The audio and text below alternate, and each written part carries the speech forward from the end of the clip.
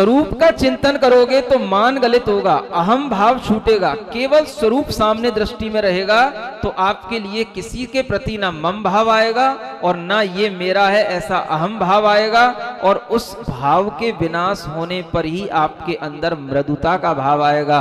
नहीं तो आप उसके लिए भी कठोर बन सकते हो और उसके लिए भी आप कड़वा बोल सकते हो और उनके लिए भी जो है आपके मन के अंदर दूसरों के प्रति कठोरता के भाव उत्पन्न हो सकते हैं। तो क्या करना? मृदुता का चिंतन, मृदुता का भाव सामान्य स्वरूप का चिंतन करने से आता है, द्रव्य गुण और पर्यायों के चिंतन से आता है। मोह भंग इसी से होगा, अहम भंग इसी से होगा और ममकार का विनाश भी इसी से होगा। इसी का नाम है मोह खलुजादि तस्सलयम्।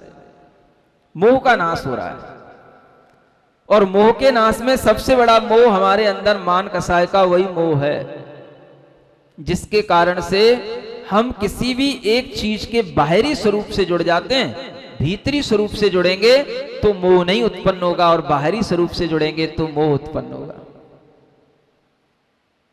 भीतरी स्वरूप आत्मा के गुण, उन गुणों की परिणतियां, उसका आप कभी चिंतन करो तो आपको कभी मोह नहीं उत्पन्न होगा।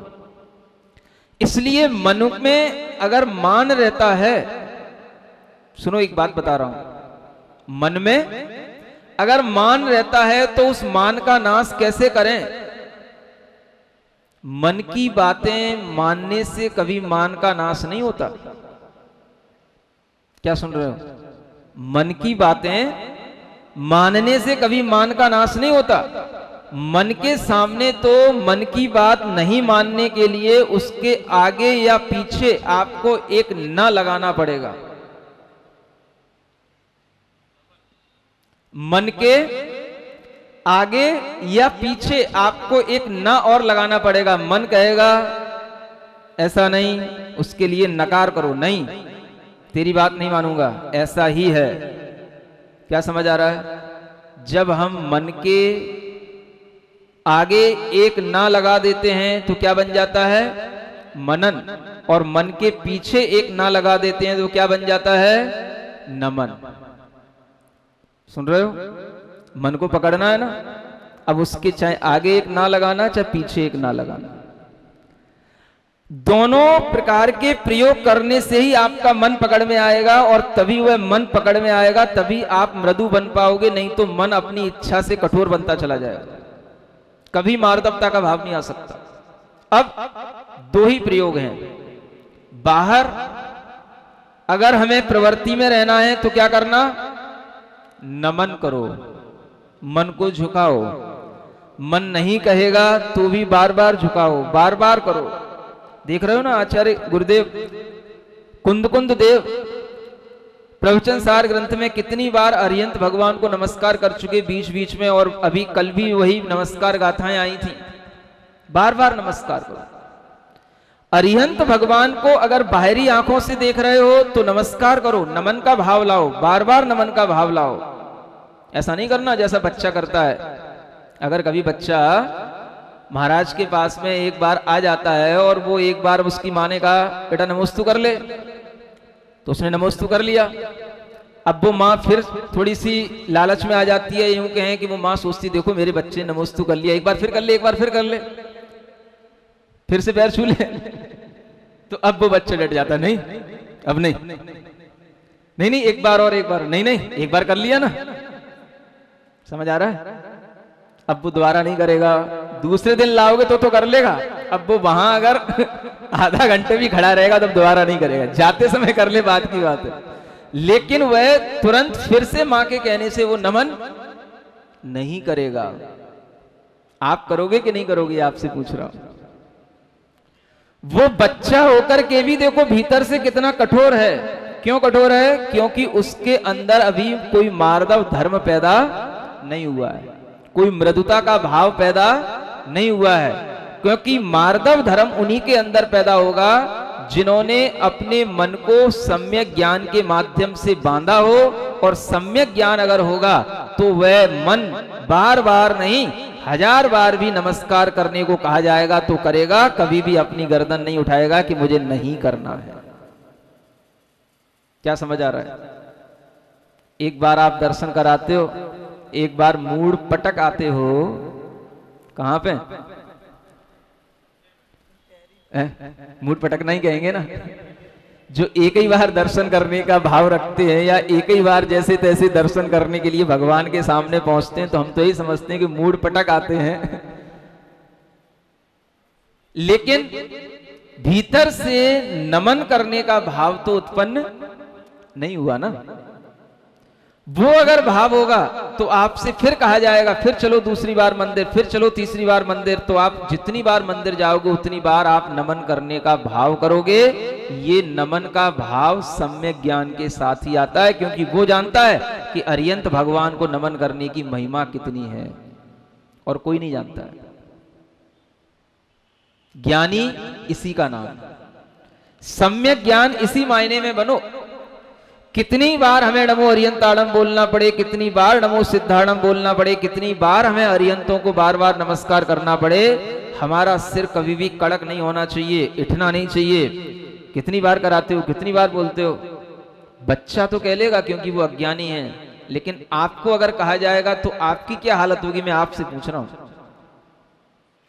आप तो अपने बच्चे को कराते हो, 1-2 बार नहीं मानता, नहीं करता, कोई बात नहीं, वो बच्चा है। अगर वही बच्चा हम आपको मान लें और आपसे कहें फिर नमस्कार करो, फिर नमस्कार करो, फिर नमस्कार करो, और हम आपको 1 घंटे तक यही कराते रहें, तो बताओ तो क्या हालत होगी? होता रहेगा। कुछ लोगों के सिर हिल रहे हैं महाराज होता रहेगा है? और कुछ लोग कह रहे हैं महाराज संभव नहीं है, कूलर सामने होगा तो सोचेंगे है? और नहीं तो ऐसी गर्मी में इतनी बड़ी एक्सरसाइज कैसे हो सकती है? सोच लो, आप विचार कर लो। मन को कंट्रोल करने के लिए एक तो प्रक्रिया ये हो गई कि आप उसको नमन करा करा करके मृदु बनाओ, और जब नमन नहीं कर रहे हो तो फिर क्या करना? अब भीतर आप ध्यान में बैठ जाओ, आपको नमन करने की जरूरत नहीं। आप अगर थक गए हो नमन करते करते तो आप बिल्कुल आंख बंद करके शांति से बैठो। अब मनन करो। अब क्या करो? हाँ, अरहम का मनन करो, अरिहंत का मनन करो। और मनन इस गाथा के अनुसार भगवान की द्रव्य गुण और पर्यायों का मनन करो, चिंतन करो, और इससे आपका मन पकड़ में आएगा तो वह मन भीतर से मृदु बनेगा, क्योंकि वह भगवान की महिमा को जानेगा कि वास्तव में भगवान तो ऐसे विराट स्वरूप वाले हैं और ऐसा ही स्वरूप हमारी अंतर आत्मा का है, तो वह फिर किसी भी प्रकार का संसार में किसी से मोह नहीं रखेगा, और यहां तक कि भगवान से भी मोह नहीं रखेगा, गुरु से भी मोह नहीं रखेगा। उसका मोह किसमें आ जाएगा? अपने ही आत्मा के इसी प्रकार के ध्यान को करने में उसका मोह आ जाएगा। ये मोह के नाश का ये परिणाम है। लोग मिथ्यात्व का नाश करने के लिए, ये मोह का नाश करने के लिए अरिहंत का द्रव्य गुण पर्यायों से चिंतन करो, इसी से सम्यक दृष्टि बनते हैं, ऐसा कहते हैं। लेकिन वह कहना भी ठीक हो सकता है, चलो कोई बात नहीं, आप कुछ तो कर रहे हो, करो, कैसे भी करो, कुछ तो करो। लेकिन यह वस्तुतः जो प्रक्रिया बताई जा रही है, यह उस मोह के नाश की है जो सम्यक दर्शन की सम्यक प्रकृति के कारण से उत्पन्न होता है, और उसको भी दर्शन मोहनी की प्रक्रिया कही जाती है। बड़े बड़े सम्यक दृष्टि, सम्यक चारित्र को धारण करने वाले वादीप सिंह जैसे आचार्य, वादीप सिंह, वादीराज आचार्य का नाम सुना ना? वादीप सिंह दूसरे आचार्य, हाँ, वादीराज आचार्य, जिन्होंने एक ही भाव स्तोत्र लिखा है, तो वो भगवान की ऐसी भक्ति कर, भगवान के अनंत ज्ञान, दर्शन, दृग, वीर रूप को अपने हृदय में धारण करते हुए समय नेमाद यह स्तवेन यह नीमेन आदरित, जो समय बना करके कि मैं इतने समय तक भगवान का नियम से आदर पूर्वक स्मरण करूंगा, वह भव्य जीव अपने मोक्ष मार्ग को पूरित करता चला जाता है। कल्याणानाम च भवति विषय पंचधा पंचतानाम, और वह ऐसा करते करते पंच कल्याणक को प्राप्त पुण्य का भी वह उपभोग करने वाला हो जाता है, माने वह पंच कल्याणकों का एक योग्यता प्राप्त करने वाला आत्मा बन जाता है ऐसा करते करते। तो ये भगवान के स्मरण, चिंतन, मनन और अगर हम बाहर हैं तो नमन, इस प्रकार की क्रिया करने से ही हमारे मोह का नाश होता है। मन तभी मृदु बनेगा जब हमें ऐसा ज्ञान हमारे पास में होगा, नहीं तो केवल नमो अरिहंताड़म तो आपके लिए क्या करेगा नहीं कह सकते, लेकिन जैसे कोई ग्वाला था उसके लिए तो नमो अरिहंताड़म ने बड़ा काम कर दिया, लेकिन आपके लिए वो नमो अरिहंताड़म बड़ा काम नहीं कर सकता। ये भी एक बात याद रखना आप। क्या समझ में आ रहा है? उसके लिए क्यों कर दिया, हमारे लिए क्यों नहीं करेगा? आप तो जानते हो, और एक तरह से कहा जाए तो आप अक्खड़ हो, अक्खड़ बोलते हैं इसको। जो मान कसाय को धारण करता है, अपने आगे किसी की नहीं मानता है, उसको क्या बोलते हैं? अक्खड़। हाँ, तो आप तो नमो अरिहंताड़म करोगे तो उससे आपके अंदर वो मृदुता का भाव नहीं आएगा, लेकिन एक ग्वाला नमो अरिहंताड़म को करेगा तो उसके अंदर मृदुता का इतना भाव आ जाएगा कि अगले जन्म में वह सुदर्शन सेठ जैसा महाव्यक्तित्व का धारी व्यक्ति बन जाता है, और उसको उसी भाव में केवल ज्ञान की प्राप्ति होकर मोक्ष भी हो जाता है। और आप कहोगे हमें क्यों नहीं हो रहा है? जो चीज अपनी ही होती है, समझ आ रहा है, बचपन से अपने को खून में ही मिली होती है, तो उस चीज की हम उतनी कदर नहीं कर पाते जितनी कदर कोई दूसरा कर लेता है। समझ आ रहा है? इसलिए नमो अरिहंताड़म से आपका कल्याण नहीं होगा। क्या करना पड़ेगा? कुछ और आपको सम्यक ज्ञान अर्जित करना पड़ेगा, और वह सम्यक ज्ञान ऐसे ही द्रव्य, गुण और पर्यायों के ज्ञान से आएगा। तभी आप अरिहंत भगवान को सही ढंग से समझोगे, और जब समझ लोगे तो फिर आपके मन में कभी आ जाए कि भले ही मेरे दादाजी का मरण हो गया, लेकिन मैं इस बार शांतिनाथ विधान न करके, अगर हमारे सामने पार्श्वनाथ विधान भी है तो वो भी करके हम शांति का पाठ कर लेंगे, तो आप समझ लेना कि आपने भगवान से अपना मोह तोड़ लिया है। क्या समझ आ रहा है? हाँ, कोशिश करो, मन में हिम्मत लाओ, कुछ उल्टा करो तभी कुछ मजा आएगा। एक ही ढार पे, एक ही ढर्रे पे बहते रहोगे तो कभी कुछ नहीं होने वाला है। हाँ, जो दुनिया कर रही है उससे कुछ अपने विचार अलग रखो, और वो विचार दृढ़ होने चाहिए, सम्यक्त्व के साथ होने चाहिए, सम्यक ज्ञान के साथ होने चाहिए। कोई दिक्कत नहीं, हिम्मत तो करो। क्या समझ आ रहा है? कब आएगी आपकी हिम्मत? भगवान महावीर स्वामी का विधान करो और घर में शांति का कार्य हो रहा हो, नहीं मानता मन। जब मान जाए तब हमारे पास आ जाना, महाराज आज हमने ऐसा किया है, उस दिन तुम्हें रोजाना से भी और बढ़कर के आशीर्वाद देंगे कि हाँ आज तू मेरा सही बेटा बन गया है। समझ आ रहा है बेटा? समझ आ रहा है कि नहीं आ रहा है? ये सब बेटा बेटी बेटे ऐसा कुछ करके दिखाओ तो जो है अपने मन के अंदर का जो मोह होता है वो नष्ट होता है। हाँ, उस मोह पे चोट पड़ती है, और हम देखा से कि सब कुछ जो करते रहते हैं उससे मोह पे चोट नहीं पड़ती। ऐसा अपने सम्यक ज्ञान में जब आएगा तो आपके अंदर वास्तव में वह आपने भीतर से कुछ मनन किया है, चिंतन किया है, और उसी के फलस्वरूप ये सब कुछ निकल करके आया है, तो आपका मन सबके प्रति कोमल होगा। भगवान के प्रति भी क्यों कठोर बनते हो, हमारी यही समझ में नहीं आता है? अन्य भगवान के प्रति कठोर हो जाते हो, नहीं शांतिनाथ ही शांति कराएंगे, हमारी समझ में ही नहीं आता कहीं से कहीं तक। अन्य के प्रति इतने कठोर क्यों बन जाते हो? महावीर भगवान शांति नहीं कराएंगे? आदिनाथ भगवान शांति नहीं कराएंगे क्या?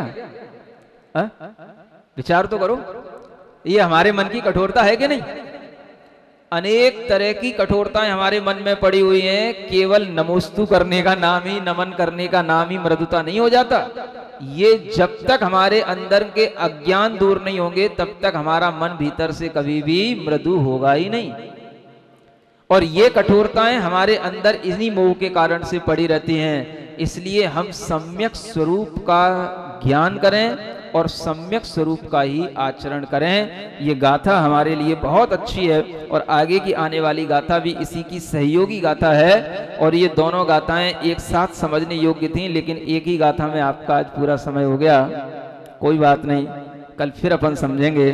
और ये समझ करके ही हमारे मन में ये भाव आए कि हम हमेशा द्रव्य गुण और पर्यायों से भगवान का चिंतन करें, अपनी आत्मा का चिंतन करें और मोह से रहित होकर के अपने को भी देखें, भगवान को भी देखें। क्योंकि ज्ञान का काम क्या है? स्व पर प्रकाशी होना, स्व को भी मोह रहित जानना और पर को भी मोह रहित जानना। ये तभी संभव है जब हम इस तरह से भगवान का चिंतन करेंगे। 2 मिनट के लिए शांति से बैठेंगे। अच्छा, हिंदी पढ़ना। अरहंत स्वीय घर ग्रह को द्रुत जा रहे हैं, वे शुद्ध द्रव्य गुण पर्यय पा रहे हैं। यों जानता यदि उन्हें निज जानता है, सम्मोह कर्म उसका झट भागता है। कल आपके लिए 86 नंबर की गाथा में भगवान जिनेंद्र देव अरहंत देव के द्रव्य गुण और पर्याय से चिंतन करने पर, उनको जानने पर और उसी रूप से उनका अनुभव करने पर मोह का क्षय होता है, ऐसा कहा था। और उस बात को सभी लोगों ने समझा था कि मोह क्षय का मतलब दर्शन मोहनी कर्म का उपशमन नहीं है। मोह क्षय का अर्थ जो दर्शन मोहनी कर्म की ही प्रकृति सम्यक प्रकृति के रूप में सम्यक दर्शन को दोष लगाने वाली होती है, उसका भी क्षय करने का होता है। क्योंकि क्षयिक सम्यक दर्शन की प्राप्ति पूरे दर्शन मोहनी कर्म का क्षय करके ही होती है। क्षयिक सम्यक दर्शन की प्राप्ति में केवल मिथ्यात्व का नाश नहीं होता, मिथ्यात्व के साथ साथ सम्यक मिथ्यात्व, सम्यक प्रकृति, ये तीनों कर्म और उसी के साथ साथ अनंतानुबंधी क्रोध मान माया लोभ, ये 4 कर्म, ऐसे 7 ही कर्मों के नाश होने पर क्षयिक सम्यक्त्व की प्राप्ति होती है। एक बार अगर यह प्रक्रिया हो जाती है तो वह जीव बहुत बड़ा आत्मलाभ कर लेता है, क्योंकि उसके लिए यह नियामकता बन जाती है कि वह 3 भवों के अंदर अवश्य ही मोक्ष को प्राप्त होता है। जो व्यक्ति क्षयिक सम्यक्त्व को प्राप्त कर लेता है वह अधिक से अधिक 3 भव ही इस संसार में रहता है। अगर उसने पहले कहीं कोई दूसरी मनुष्य या तिर्यंच आयु का बंध कर लिया हो तो वह 4 भव लग सकते हैं, अन्यथा 3 भव में ही उसका मोक्ष नियम से हो जाता है। ये एक ऐसी चीज है जिसको समझ करके मोह का क्षय करने का भाव उत्पन्न हो जाना चाहिए। जब तक सम्यक दर्शन का भाव रहता है तब तक भी मोह का क्षय नहीं हो पाता। इसके कारण कल आपको बताए थे। और मोह का क्षय करने के लिए हमें केवल ये द्रव्य गुण और पर्यायों का चिंतन ही नहीं चाहिए, केवली और श्रुत केवली का पाद मूल, उनका चरण सानिध्य भी चाहिए, ऐसा भी आचार्यों ने कहा है। दर्शन मोहनी कर्म का, मिथ्यात्व का संपूर्ण रूप से क्षय करने के लिए ये तो एक भावात्मक प्रक्रिया है, लेकिन अन्य जो द्रव्य क्षेत्र काल हैं उनको भी आवश्यक संजोना होता है। और वह आवश्यक रूप से जब हमारे सामने होते हैं तभी यह भाव इस तरह के बनते हैं और उस भाव के माध्यम से मोहिनी कर्म का लय यानी क्षय यानी विनाश होता है।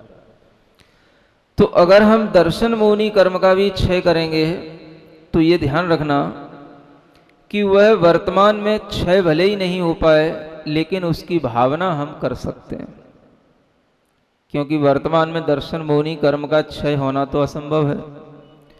उसके लिए तो साक्षात केवली भगवान और श्रुत केवली भगवान का पादमूल चाहिए और वो आपको मिलना है नहीं, क्योंकि अब इस काल में ना केवली भगवान होंगे न श्रुत केवली मुनि महाराज होंगे। इसलिए अब हमारे लिए क्या बचता है? तो आचार्य कहते हैं कि कम से कम हम अपने क्षयोपम सम्यक दर्शन को शुद्ध बनाए रखें और भगवान का द्रव्य गुण और पर्यायों से चिंतन करते रहें। इस तरह करते रहने से जो हमारे अंदर मोह का अभाव होगा तो हम उस मोह का नाश करके आगे होने वाले राग और जो द्वेष हैं उनको भी हम विनष्ट कर पाएंगे। देखो, क्षायिक सम्यक दर्शन होने पर भी सब कुछ नहीं हो जाता, क्योंकि क्षायिक सम्यक दर्शन होने के बाद भी जब तक वीतराग चारित्र नहीं होता तब तक वह कभी भी शुक्ल ध्यान के माध्यम से श्रेणी नहीं चढ़ पाता और उसके लिए कभी केवल ज्ञान की प्राप्ति नहीं हो पाती। इसी चीज को इन दो गाथाओं में बताया गया है। एक तो गाथा नंबर 86 जिसमें मोह के क्षय के बारे में बताया था, आज ये गाथा नंबर 87 इसमें राग और द्वेष के नाश के लिए बताया है। जीवो वबगद मोहो, वह जीव जो मोह से रहित हो गया, यानी सब प्रकार के उसके लिए दर्शन मोहिनी कर्म मिथ्यात्व सम्यक मिथ्यात्व सम्यक प्रकृति सभी जो है मोह उसके नष्ट हो गए। तो उसने क्या कर लिया? उपलब्धो तच्चम, उसने एक तरह से अपने आत्म तत्व को उपलब्ध कर लिया, तत्व को उपलब्ध हो गया। तच्चम माने तत्वम, तत्व को उपलब्ध हो गया माने अपने आत्म तत्व को उसने एक तरह से प्राप्त सा कर लिया। कैसे प्राप्त कर लिया? वह आत्म तत्व को अपनी श्रद्धा में इतना मजबूत बना लिया कि अब वह कभी भी श्रद्धा उसकी विनष्ट नहीं होगी। क्षायिक सम्यक दर्शन हो गया, श्रद्धा अटूट हो गई, वह श्रद्धा कभी भी नष्ट नहीं होती है और वही श्रद्धा उसके लिए उसको आत्म तत्व उपलब्ध हो गया इस रूप में कही जाती है। ये मोह के अभाव में होता है। मोह का काम आत्म तत्व को भुलाना है और आत्म तत्व पर श्रद्धा करा देना, ये मोह का अभाव का काम है। अब ये श्रद्धान हो गया, अपने आत्म तत्व को वह सम्यक रूप से उपलब्ध हो गया, फिर भी अभी बहुत कुछ करना बचा रह जाता है। क्या रह जाता है? वो आगे कहते हैं, जहदी जदि राग दोषे, अगर वह अपने राग और द्वेष को भी नष्ट कर लेता है, सो अपाणम लहदि शुद्धम, वही जीव अपनी शुद्ध आत्मा को प्राप्त कर लेता है। क्षायिक सम्यक दर्शन होने के बाद भी राग और द्वेष नष्ट नहीं हो जाता, उसको नष्ट करने के लिए चारित्र धारण करना पड़ता है। और क्षायिक सम्यक दृष्टि जीव जब तक चारित्र धारण नहीं करेगा तब तक उसके लिए राग द्वेष का अभाव नहीं होता, विनाश नहीं होता। इतना जरूर है कि वह संसार में भटकेगा नहीं, लेकिन संसार में रहते हुए कभी कभी उसकी भटकन को लोग देख सकते हैं। क्या कहा? वह संसार में कभी नहीं भटकेगा, लेकिन वह भटक रहा है इस बात को लोग देख सकते हैं। कैसे? जैसे रामचंद्र जी थे, लक्ष्मण से बहुत प्रेम था, बहुत अनुराग था, और इतना अनुराग था कि जब उन्होंने सुना कि लक्ष्मण की मृत्यु हो गई है, तो उन्हें विश्वास नहीं हुआ कि लक्ष्मण की मृत्यु हो सकती है। छायक सम्यक दृष्टि थे वो रामचंद्र जी, फिर भी राग की इतनी तीव्र परिणति थी भाई के प्रति कि वह राग के ही सद्भाव के कारण से इस बात को स्वीकार नहीं कर पा रहे थे कि लक्ष्मण जी की मृत्यु हो सकती है। अगर आप और थोड़ा सा रामचंद्र जी को गहराई से पढ़ें या समझें तो आपको पता पड़ेगा कि उन्हें सीता जी से भी इतना राग नहीं था जितना राग उन्हें लक्ष्मण से था। क्या सुन रहे हो?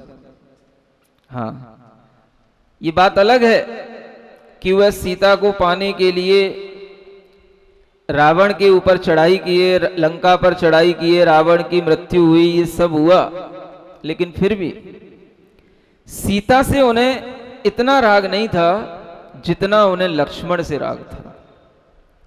ये गहरी बात है आपको समझने के लिए। सीता के अभाव में वो रह सकते थे, और सीता मिलने के बाद भी जब वो आ गई थी अपने राजमहल में, और वह भी रावण की मृत्यु करके जब राजमहल में आ गए थे और सीता के साथ रह रहे थे, सीता गर्भवती भी हो गई थी, तब भी एक छोटी सी बात पर उन्होंने सीता को पुनः वन में भेज दिया था। और वो बात क्या थी? लोग अपवाद कर रहे थे लोकापवाद के कारण से कि आपने उस सीता को अपने घर में रख रखा है जो पराये घर में रह करके आई है, रावण के पास रह करके आई है। ऐसा लोकोपवाद हो रहा था। उस अपवाद को वह सहन नहीं कर पाए, तो उन्होंने कहा कि हम इस सीता के लिए भी त्याग कर देते हैं। तो उन्होंने उस सीता को छोड़ दिया, फिर से उन्होंने उसको वन में पहुंचा दिया। और वही बात हो गई कि बनते बनते बात बिगड़ जाती है। क्यों? समझ आ रहा है? रावण मरण हुआ, ग्रह आगमन हुआ, पुत्रों का लख गर्भ राम मन चमन हुआ। सोचा था अब गम की काली रात टली, सीता का अपवाद सुने तब राम बलि। फिर से सीता एकाकी वन जाती क्यों, बनते बनते बात बिगड़ जाती है क्यों। यह बात जो बनते बनते सीता के साथ कई बार बिगड़ी, राम के साथ भी बिगड़ी। राम के अंदर सीता के प्रति ज्यादा राग नहीं था, ये आप समझ लो। फिर से कह रहा हूं, आपको लगता है राग, तो वह कहते हैं कि उनके अंदर लक्ष्मण से इतना अनुराग था कि जैसे ही उन्होंने सुना लक्ष्मण की मृत्यु हो गई, उनसे रहा नहीं गया। वो मूर्छित हो गए, गिर पड़े, वो बिल्कुल निश्चेष्ट हो गए। बाद में उनको होश दिलाया गया, होश आया, और होश आने पर भी जब उन्हें लक्ष्मण सामने दिखाया गया तो वह उसको लिए अपने हाथ में, और बिल्कुल ऐसे जैसे कोई, मतलब कहना चाहिए आउट ऑफ माइंड हो जाता है। समझ आ रहा है? ऐसा उसके साथ में बिहेव करते हैं। मेरा भाई तो मर ही नहीं सकता, मेरा भाई तो मुझे छोड़ के जा ही नहीं सकता, अभी वो सो रहा है, गहरी नींद में सो रहा है। भाई जरा उठ, बहुत देर हो गई सोते सोते, उठ उठ। और वो उसको अपने पास में, अपने हाथों में, अपनी गोदी में लिए लिए घूमते हैं। एक दिन दो दिन नहीं, जानते हो कितना? 6 महीने। समझ आ रहा है? ऐसे महापुरुषों के कलेवर सड़ते भी नहीं है, इससे सिद्ध होता है। हाँ, जो ऐसे शरीर होते हैं महापुरुषों के, बहुत जल्दी शायद ये दुर्गंधित भी नहीं होते हैं, सड़ते भी नहीं हैं, तभी तो वो 6 महीने उसको लिए लिए घूमते हैं। नहीं, मेरा भाई मुझे छोड़ के नहीं जा सकता, इसका कुछ नहीं हुआ, ये अभी उठ जाएगा। उसको बार बार कुछ खिलाते हैं, पिलाते हैं, मुंह खोल, सुन, बार बार उसके कान में आवाज लगाते हैं। और 6 महीने तक उनके सिर पर ऐसा ये राग चढ़ा रहता है कि वो उतरता नहीं है, 6 महीने से पहले नहीं उतरता वो राग भाव। ऐसा नियम है। किसका नियम है? ये उस छायिक सम्यक दर्शन होने के बाद भी अनंतानुबंधी कसाय का तो अभाव हो गया। छायिक सम्यक दर्शन होने पर अनंतानुबंधी कसाय का तो विनाश हो गया, लेकिन अन्य कसाय जो बची हैं, जिन्हें कहा जाता है अप्रत्याख्यान कसाय, प्रत्याख्यान कसाय, संजुलन कसाय, अभी इन सब कसायों का सद्भाव रहता है और उन सब कसायों का नाश घर में रह करके थोड़ा थोड़ा सा ही हो पाता है, या यूं कहें बिल्कुल नहीं हो पाता। छायिक सम्यक दृष्टि जीव को भी अनंतानुबंधी कसाय का अभाव हो गया, इसलिए अनंत काल तक राग नहीं रहेगा। लेकिन अभी अप्रत्याख्यान कसाय है तो उसको भी 6 महीने तक उसका संस्कार पड़ा रह जाता है। अप्रत्याख्यान कसाय का उदय चलता है, तीव्रता रहती है। तो ये आचार्यों ने बताया है कि इन कसायों के संस्कार इतने इतने काल तक चलते हैं। जब अप्रत्याख्यान कसाय का भी अभाव हो जाता है, कोई प्रत्याख्यान कसाय के सद्भाव में व्रती बन जाता है, तो उसके अंदर भी राग का सद्भाव 15 दिन तक बना रह सकता है। क्या सुन रहे हो? कोई अड़ुव्रती भी हो, देशव्रती हो, तो भी जो है वह राग को 15 दिन तक अपने संस्कारों में रख सकता है। इससे ज्यादा अगर भीतर से वह उस कसाय का उदय चल रहा होगा तो इससे ज्यादा संस्कार उसके अंदर नहीं रहेगा उस कसाय का। और जब वह संजुलन कसाय के सद्भाव में हो, अंतर मुहूर्त उसका सद्भाव रहता है। संजुलन कसाय का उदय होगा, केवल अंतर मुहूर्त तक राग भाव आएगा और अंतर मुहूर्त में ही वो राग भाव छूट जाएगा। समझ आ रहा है? हमारे राग किससे कितने दिनों के चलते हैं, ये आप अपने राग भाव का अनुमान अपनी अंतरंग में चल रही कसायों से ले सकते हो। सबसे तीव्र कसाय अनंतानुबंधी कसाय है, जिसका संबंध भवों भवों तक रहता है और अनंत भवों तक भी रह सकता है। जैसे कि कमठ के जीव ने पार्श्वनाथ भगवान से कसाय बांध ली थी, नहीं छोड़ा उसने कई भवों तक। ये कौन सी कसाय होती है? इसको कहते हैं अनंतानुबंधी कसाय। शिवरार्थियों याद कर लो थोड़ा थोड़ा ये भी चीजें। और जिस कसाय का संस्कार 6 महीने रहता है उसे कहते हैं अप्रत्याख्यान कसाय। समझ आ रहा है? कोई मृत्यु को प्राप्त हो जाए, किसी इष्ट का वियोग हो जाए, अथवा किसी से बैर हो जाए, 6 महीने में अपने परिणाम संभलते हुए देख लेना। अगर 6 महीने में आप नॉर्मल हो जाते हैं, उसके प्रति किसी भी प्रकार का आपके अंदर द्वेष भाव नहीं रहता, कसाय भाव नहीं रहता, तो भी आप समझ लेना कि आपके अंदर अनंतानुबंधी कसाय नहीं है। और ये तभी संभव है कि जब आप जो है सम्यक दर्शन का भाव रख रहे हो और आपके अंदर वह अनंतानुबंधी कसाय न हो, तो आपके अंदर अपने आप 6 महीने में वह द्वेष का भाव या किसी भी तरह का जो हमने उससे अनुबंध किया वह भाव छूट सकता है, राग का भी और द्वेष का भी। कई बार आप देखते हो लड़के लड़कियां, बच्चे बच्चियां आपस में राग भाव से इतने जुड़ जाते हैं कि उनके अंदर उस राग भाव की कमी माता पिता टालते रहते हैं। बेटी कहती है मेरा विवाह इसी से होना है, मैं इसी से ही विवाह करूंगी। माता पिता को समझ में नहीं आता, वो टालते रहते हैं। थोड़ा टालना भी चाहिए, देखना चाहिए कि उसका भाव कहीं बदल रहा है कि नहीं, उसके राग भाव में कोई कमी आ रही है कि नहीं। अगर उसके अंदर कोई धर्म का भाव होगा, सम्यक दर्शन का भाव होगा, तो वह 6 महीने के अंदर जरूर ढीला पड़ जाएगा। टालो उसको, निकालो समय को, उससे कहो कि अभी तेरी बात नहीं सुनूंगी, बाद में सोचूंगे। अभी अपनी पढ़ाई कर ले, 6 महीने बाद सोचेंगे, 1 साल बाद सोचेंगे। समझ आ रहा है? हो सकता है 6 महीने में उसके अंदर कोई राग भाव में कमी आ जाए तो ठीक, और नहीं आ जाए तो समझ लेना ये अनंतानुबंधी राग है। ये इसका अनुबंध जो है ये कई भवों भवों तक रहने वाला है, इसलिए जो है वह उससे अपने राग को हटा नहीं पा रही।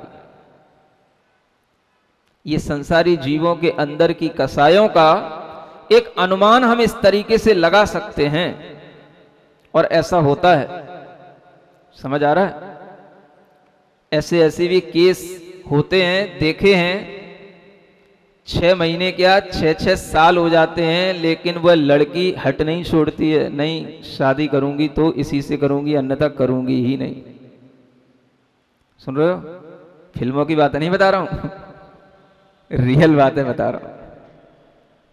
गोटे गांव के लोग बैठे हैं, ऐसे केस हर जगह होते हैं, और गोटे गांव का एक केस हैंडल करते करते कितने साल हो गए? गोटे गांव में चतुर्मास कब हुआ था?